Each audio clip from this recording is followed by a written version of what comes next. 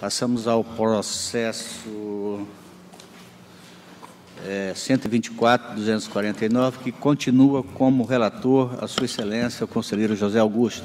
Obrigado, Excelência do Procurador, senhoras conselheiras, senhores conselheiros. Agora, trata-se da prestação de contas da Controladoria Geral do Estado, exercício orçamentário e financeiro 2016, de responsabilidade do senhor Giordano Simplício Jordão, Controlador-Geral do Estado à época, caminhada para julgamento, conforme estabelece o artigo 71.2 da Constituição Federal de 88, 612 também da Estadual de 89, artigo 36.1 da Lei Complementar 38/93 e artigo 6º, inciso 3 do Regimento Interno deste Tribunal. Caminhada toda a documentação, a DAF, através da primeira IGC, elaborou o relatório preliminar de análise técnica de folhas 10/21, considerando as seguintes inconsistências. 2 pontos. 2.1.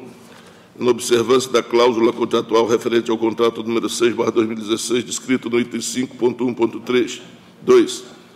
A ausência de empenho prévio na maioria dos contratos analisados em inspeção, aspas, in loco, descumprindo a vedação prevista na Lei Federal 4.320/64, artigo 60, deixando ainda de observar o que estabelece os parágrafos 2º e 3º do supramencionado artigo. 2.3. A ausência das informações previstas no item 27, letra B, do anexo 2 do Manual de Referência, item 6.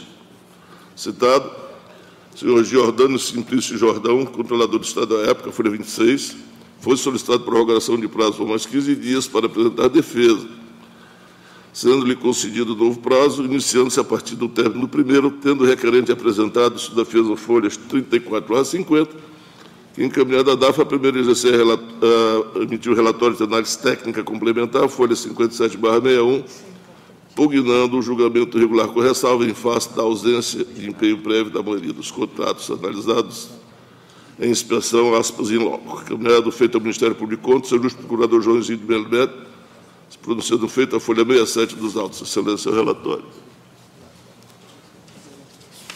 Com a palavra, Sua Excelência, o procurador, para a sua manifestação. Obrigado, senhor presidente. A prestação de contas em referência de responsabilidade do senhor Giordano Simplício Jordão, Controlador-Geral do Estado, foi encaminhada tempestivamente a esta Corte de Contas no dia 27 de abril de 2017. Regularmente instruída, restaram confirmadas, após a fase do contraditório, as falhas abaixo descritas, pelas quais a instrução propôs ressalvas à gestão interna. 1. Ausência de empenho prévio na maioria dos contratos analisados por meio de inspeção in loco, descumprindo a vedação prevista no artigo 60 da Lei Federal 4.320/64 e inobservância ao que estabelece os parágrafos 2º e 3º do referido artigo.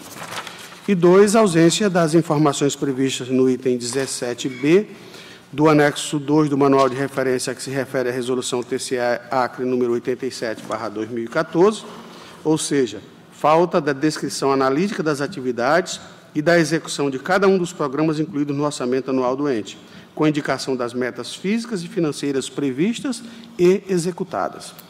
O processo foi recebido eletronicamente neste MPC em 21 de novembro de 2018. Compulsão dos autos. Resta claro que o gestor não logrou êxito em suas razões de justificar para os apontamentos supramencionados. Contudo, verifica-se que o item 2 é passivo de saneamento por meio das providências respectivas no sentido de evitar reincidências nas próximas edições da espécie. Ou seja, analisar o comparativo do que foi projetado e o que foi executado. Quanto à violação legal na realização de despesas sem empenho prévio, esta foi confirmada pela própria origem, lastreada em imposição, entre aspas, informal, oriunda dos órgãos responsáveis pelas transferências das cotas orçamentárias financeiras. Contudo, segundo informações colhidas com a auditora integrante da inspeção feita junto ao órgão, tais despesas foram regularizadas ainda no exercício de 2016, evitando a ocorrência de, abre aspas, entre aspas, passivos sem reconhecimento no período de competência.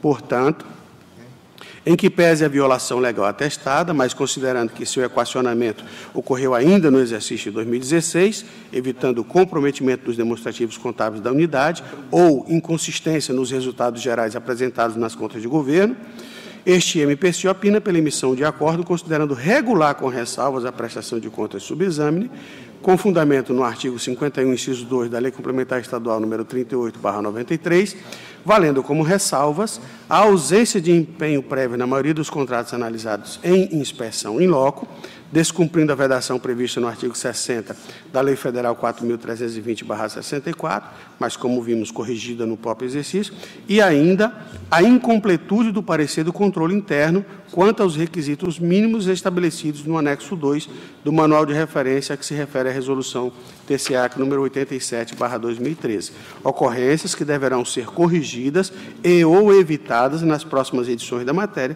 sob pena de responsabilidade em caso de reincidência. Este é o parecer, senhor presidente, senhoras e senhores conselheiros. Com a palavra, Sua Excelência, o relator para o seu voto. Obrigado, Excelência. Assim sendo, da mesma forma, adoto, incorporo e transcrevo na íntegra o parecer ministerial que torna o meu voto, Excelência. Em votação, conselheiro Valmir Ribeiro. Voto com o relator, senhor presidente. Conselheiro Antônio Malheiro. Excelência, eu criei aquilo já o relator e a pronúncia do procurador João Isidro. E não há disputa de voto. Mas acabaram dando irregularidade na mesma situação do caso anterior. Ou seja, alinhamos, porque este era o entendimento do tribunal. Ou seja, o empenho não feito na realização de contrato foi regularizado com o pagamento dentro do exercício. Então, assim, é bom porque isso mantém o alinhamento que esta Corte vem fazendo com relação a esse. Então, assim, não há disputa, apenas para a gente... Coincidência foi um caso logo seguido ao outro, né? Então, nesse sentido, acompanho na íntegra o relator. Com o voto não. Excelência, uma questão de esclarecimento, rapidamente. O parecer é meu nesse processo, e aqui eu vi uma pequena diferença em relação ao processo anterior.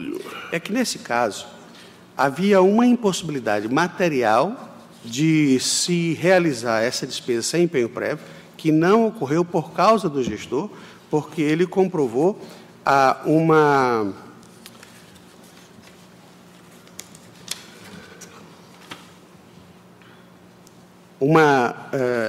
ausência de sintonia com relação às transferências das cotas orçamentárias. Então, sendo assim, eu entendi que essa é uma daquelas causas supralegal de extinção da punibilidade, porque não estava na governabilidade dele receber as cotas orçamentárias. Era o secretário da Fazenda que o fazia. Então, apesar de ter o mesmo entendimento anterior ao que foi declinado no processo anterior, nesse caso específico, propus a regularidade com ressalva em razão dessa impossibilidade material do gestor do controle interno, em razão de não ter recebido as cotas no prazo devido. Obrigado, Excelência. Sem fazer discussão do assunto, mas para a gente pontuar esse item. Ora, ele correu o risco que foi sanado. Imagine que essas cotas não viessem até o final do exercício. Não estava no pendão dele. Então, ele estava correndo um risco na execução da despesa, que foi o que aconteceu anterior. Ele não fatiou o bolo, mas fez a despesa. E se ele não estava no controle, essas cotas podiam também não ter vindo. E assim, sem discordar, apenas porque este entendimento fica até justo. Não é que se diga que ele está regular, é sobre o facão que desce no pescoço do gestor. Ele correu o risco, mas ele ainda não cometeu a irregularidade. A que horas o facão desce?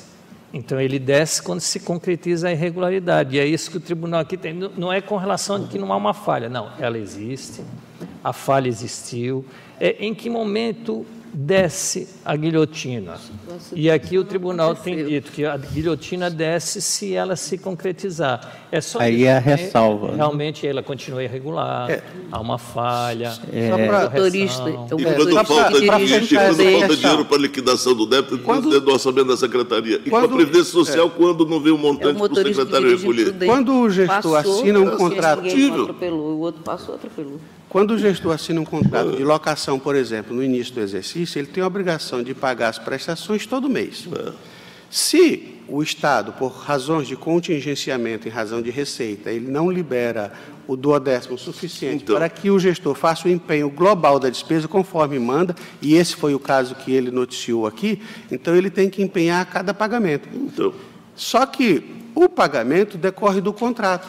E, na realidade, ele tinha orçamento total, só que não foi liberada a cota financeira, porque a operacionalização é assim: havendo contingência, o secretário da Fazenda aperta o botão e você não pode empenhar. Olha o movimento. Só que a obrigação de pagamento do aluguel é o ano todo. Então, nesse caso específico, é que se configura a impossibilidade material, também com o mesmo espírito, Excelência. Seguindo a votação, o conselheiro Ronaldo Palanco vota. É interessante porque contingenciou, caso, né? ele já tinha empenhado, né? Ou seja, vai pelo orçamento global. Uma previsão de receita, teve uma queda, mas ele contingenciou. Já tinha feito a operação. Como é que fica uma situação dessa? Correu o risco de não cumprir o seu contrato. Aí eu acho que vai o bom senso, né, nosso aqui de ter essa lógica, de acompanhar para ver se não teve um problema. É uma situação burocrática, mas outros problemas a gente tem que tomar cuidado. Mas, nesse caso, eu acho que tranquilo. O bom é fazer o bom registro contábil. Fez. Aí nós vamos ter noção de que se foi problema de contingenciou, a receita prevista não foi atingida. Aí afeta. Uma coisa interessante que deve ser, é bom que o nosso auditor GU está aqui, é que na hora do empenho, que vem para a conta da secretaria, né? Às vezes é empenhado aqui na secretaria, mas a receita continua lá na conta única, então, na conta geral. Quem paga? Aí depois não acontece, não está na conta dele, ou muitas vezes o secretário da Fazenda tira, como é virtual, tira da conta do secretário, ele fica vendido. E aí nós aqui temos que ter muito cuidado, eu acompanho o entendimento. Conselheira